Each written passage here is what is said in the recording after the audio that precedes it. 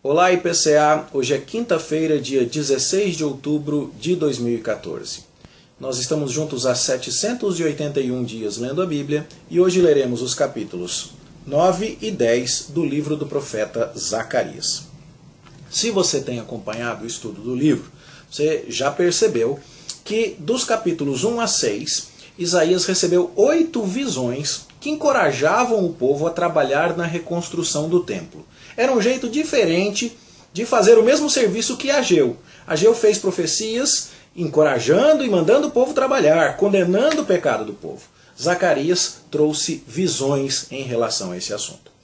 Depois nós vimos que nos capítulos 7 e 8, Zacarias tratou da questão do jejum que estava relacionado à queda do templo. Uma vez que o templo estava sendo reerguido, era o caso de jejuar ou não.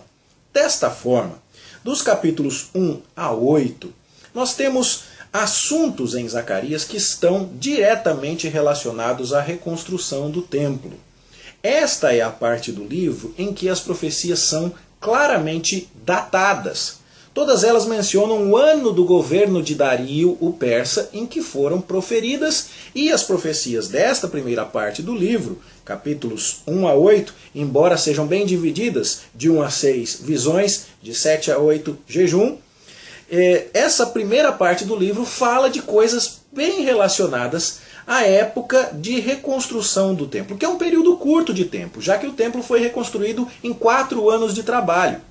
E Ageu profetizou poucos meses a respeito deste assunto, e Zacarias, nesta primeira parte do livro, é que está tratando da obra de reconstrução do templo. Quando a gente entra no capítulo 9, nós não temos mais data alguma de profecia até o final do livro. O assunto também não é primariamente relacionado à obra de reconstrução do templo. O olhar do profeta está colocado mais para longe, em termos do governante messiânico e de restaurações que não estão, para os olhos dos seus ouvintes, tão próximas quanto estavam as recomendações para o trabalho no templo dos capítulos iniciais. Então, analisando essas diferenças, não há data de 9 a 14, enquanto há data de 1 a 8. O trabalho no templo é enfatizado de 1 a 8, mas não é enfatizado de 9 a 14. Além disso, há diferenças de vocabulário e também de estilo. Quando se considera tudo isso, muitos autores acham que são duas pessoas diferentes que escreveram essas duas partes diferentes do livro de Zacarias. É claro que a gente não concorda com isso, por vários motivos. Primeiro porque a gente já conhece livros da Bíblia que são diagramados em duas partes diferentes. O exemplo mais recente para nós é Daniel, que dos capítulos 1 a 6 nos conta história, mas dos capítulos 7 a 12 nos conta profecia. Apocalipse é o exemplo do Novo Testamento. Dos capítulos 1 a 3, a situação concreta das igrejas da Ásia Menor. Dos capítulos 4 a 22, o apóstolo João dirige o seu olhar para o futuro, que nem chegou ainda, nós também o estamos aguardando. Mas, se você pensar nas diferenças de vocabulário e de estilo, e isso nós concedemos, embora não seja tão exagerado quanto essas pessoas críticas tentam propor, nós temos tranquilidade em reconhecer que os capítulos 9 a 14 são de uma época posterior da vida de Zacarias. Acreditamos que Zacarias falou as primeiras profecias do capítulo 1 até o capítulo 8, enquanto ele ainda era muito jovem. E dos capítulos 9 a 14 são, pensamos assim, profecias que ele proferiu já bem mais maduro, várias décadas depois. Por que pensamos assim? Se você vai ao capítulo 2 de Zacarias, verso 4, você vê que os anjos estão conversando a respeito da revelação que ele está recebendo. E um anjo diz para o outro, corre e fala a este jovem. Significa que quando Zacarias recebeu a revelação do capítulo 2, ele era moço ainda. Certo? E então a gente é pronto a conceder que Zacarias era bastante moço enquanto falou tudo que está registrado nos capítulos 1 a 8. Isso também faz dar apoio àquilo que nós lemos em Esdras e Neemias sobre Zacarias. Em Esdras 5.1 e Esdras 6.14, o nome de Zacarias é mencionado, junto com o do profeta Ageu. E em Neemias, capítulo 12, nos versos 4 e 16, a gente fica sabendo que Zacarias era da linhagem sacerdotal, como Jeremias, como Ezequiel. e que Zacarias era filho de Baraquias, isso também a gente vê no verso de abertura do livro, e neto de Ido. E Ido era um chefe de um clã sacerdotal daqueles que tinham retornado do exílio. Neemias 12:16 deixa isso bem claro. E aí, quem assumiu o clã de Ido, quem assumiu a liderança da sua família, foi Zacarias e não o pai dele, Baraquias. Isso nos faz imaginar que o Baraquias tenha morrido ainda jovem. E quando o avô faleceu, já não tinha mais o pai, quem teve que assumir a liderança da família foi o neto. Bom, tudo isso nos joga luz que apoia bem essa ideia de que capítulos 1 a 8 são da juventude de Zacarias, o sacerdote, capítulos 9 a 14 são da maturidade de Zacarias, o sacerdote, o profeta sacerdote, certo? Bom, se a gente pensa desta maneira, os temas, o vocabulário, o estilo, tudo isso se explica. Por quê? Porque dos capítulos 1 a 8 o templo ainda está sendo reerguido. Mas, décadas depois, o templo já está de pé, mas a vida em Jerusalém continua difícil. Esdras e Neemias ainda vão chegar para continuar a obra de Josué e Zorobabel.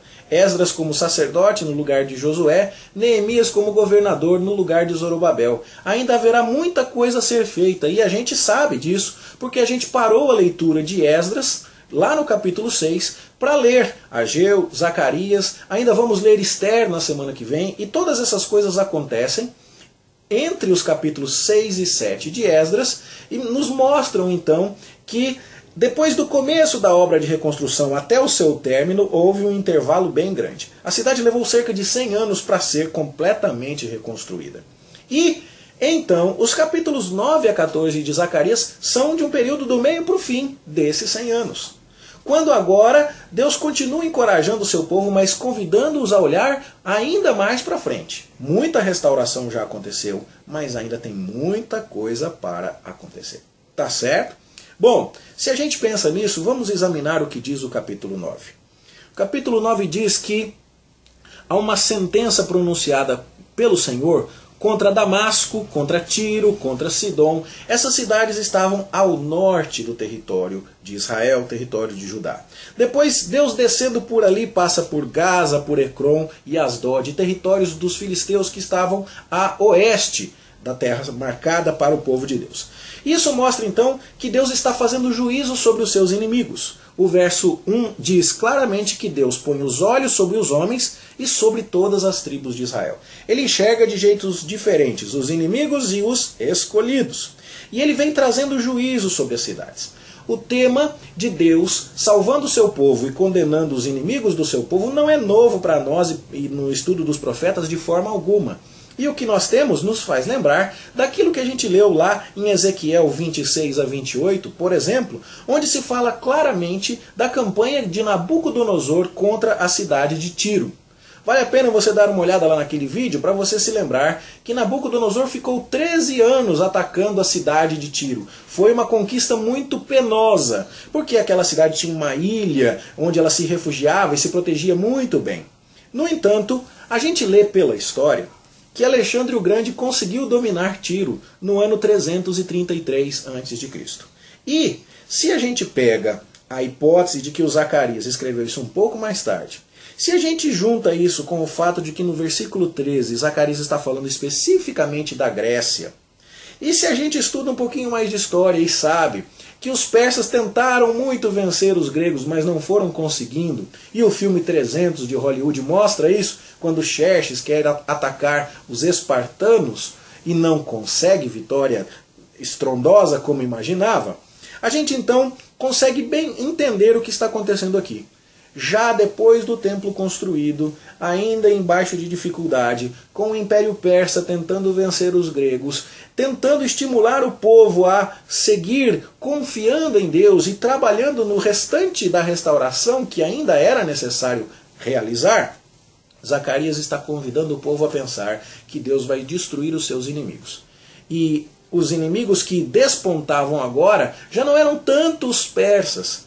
Eles fraquejavam diante dos gregos. Mas agora o olhar é convidado já para a Grécia, como o próximo grande império mundial, naquela sequência que a gente já estudou lá no livro de Daniel.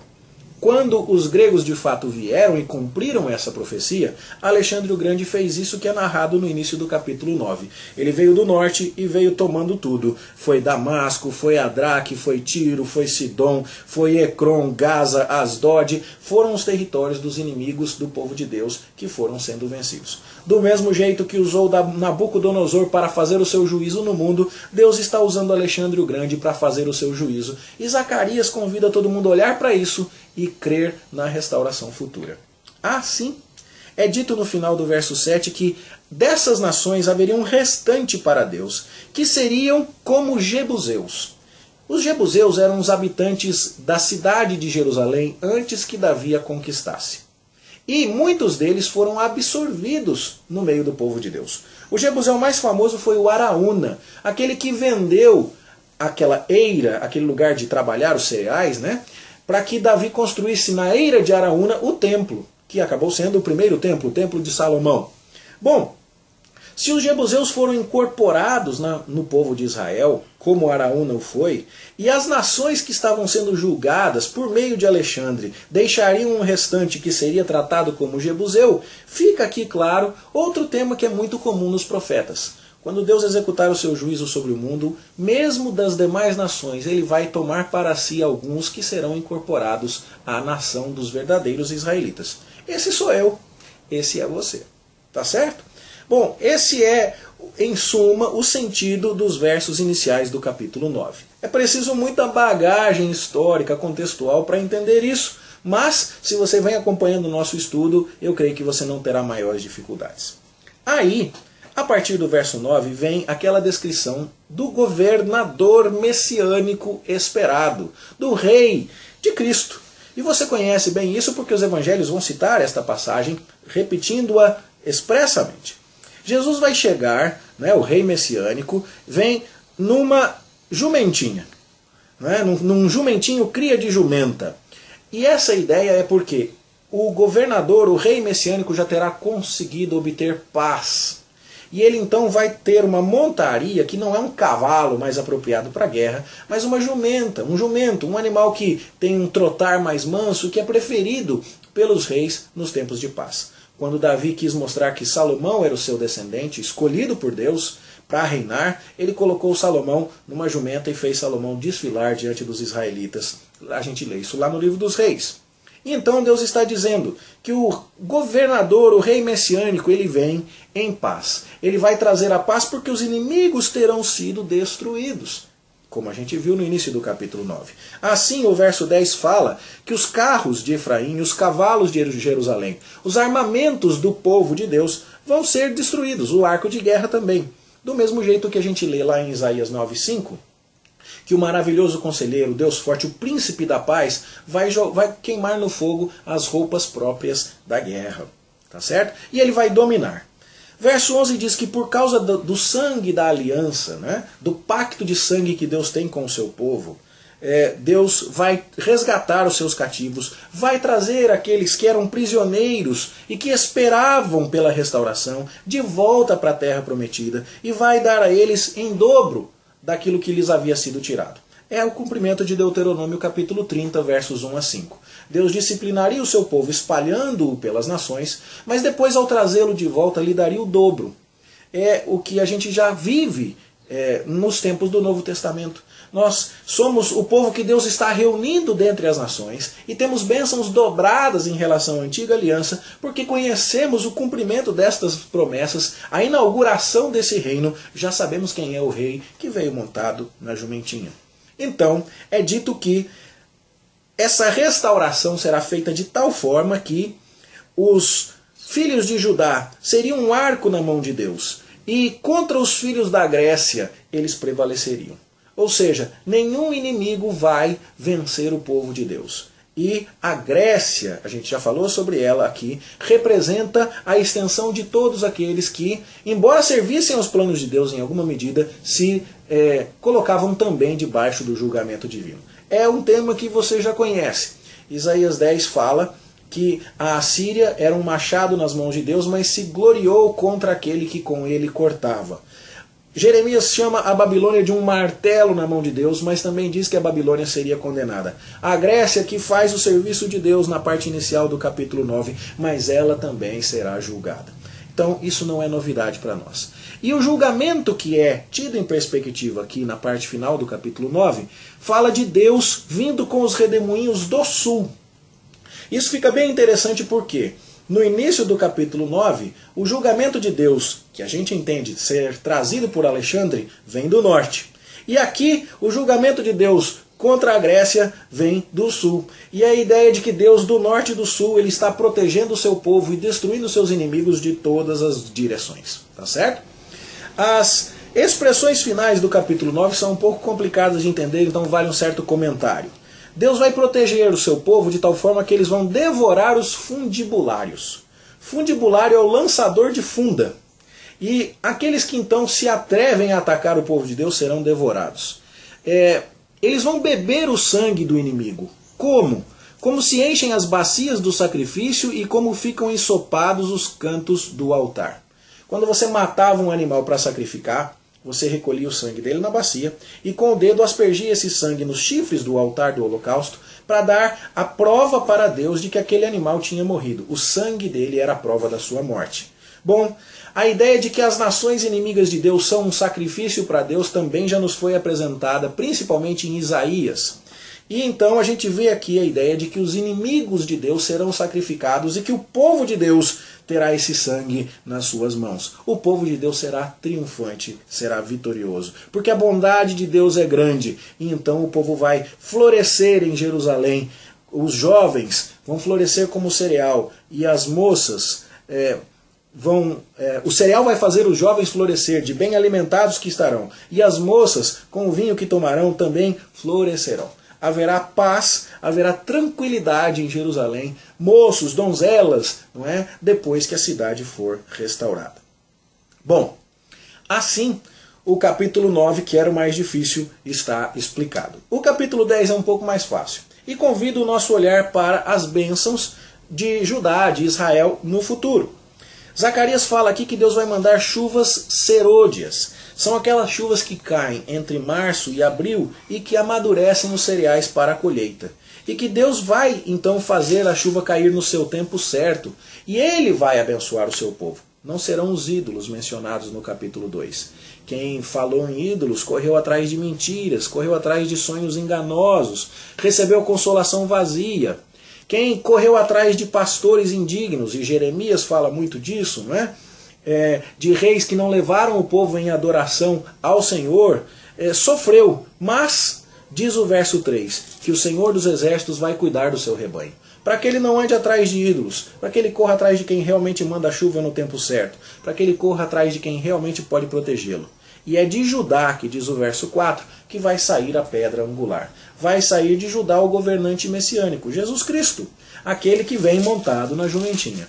E então, desta forma, Deus vai fortalecer o seu povo, como diz o verso 6. Deus vai ajuntar o seu povo, como diz o verso 8. Deus vai fazê-lo voltar das terras para onde tinham sido espalhados, como diz o verso 10. Deus vai fortalecer o seu povo e fazer com que ele ande no seu nome, como diz o verso 12. E tudo isso porque ele é o Deus da aliança. O verso 6 diz, eu sou o Senhor, seu Deus. Ele tem um pacto com esse povo e vai realizar essa obra. Como eu disse no início deste comentário, os olhares destes capítulos aqui estão mais para longe. Não são a mesma mensagem dos capítulos anteriores, que naqueles casos estava mais relacionada à obra de reconstrução. Desta forma, ainda estimulando as obras de restauração, ainda estimulando as pessoas a crerem no que Deus está fazendo, entendemos que estes capítulos estão convidando a atenção dos seus leitores para um tempo posterior, já cumprido em parte na pessoa do Senhor Jesus Cristo. Era isso que tínhamos a dizer, na esperança de que esses comentários ajudem você a entender do que é que Zacarias está tratando.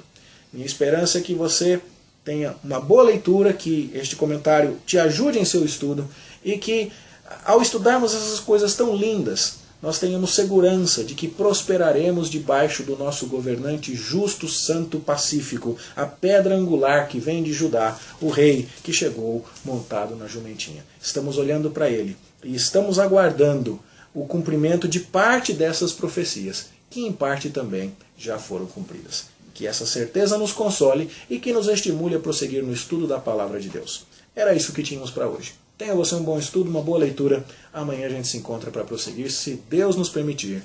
Até lá.